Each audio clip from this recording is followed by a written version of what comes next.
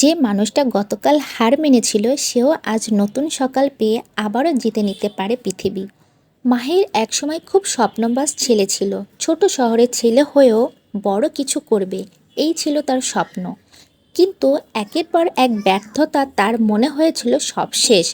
বন্ধুরা দূরে চলে গেছে, আত্মীয়রাও আর বিশ্বাস করে না। একদিন ভোরবেলা হঠাৎ ঘুম ভাঙল তার।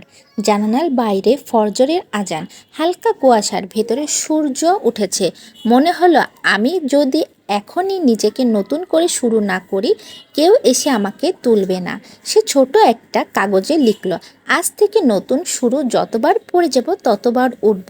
সেদিন থেকে মাহির ছোট ছোট পরিবর্তন শুরু করলো। সকালে ওঠা, ব্যায়াম, বই পড়া, নতুন নেটওয়ার্ক তৈরি করা। 2 বছর পর সেই ছেলেটা আজ বড় উদ্যোক্তা, অথচ একদিন সে হাল প্রায় ছেড়ে দিয়েছিল। এখান থেকে আমরা শিক্ষা নিতে পারি, হাল ছেড়ে দেওয়া সহজ, কিন্তু প্রতিটি সকালে নতুন একটা সুযোগ। তোমার ব্যর্থতা যত বড়ই হোক না কেন, নতুনভাবে শুরু করার জন্য আজই সেরা দিন।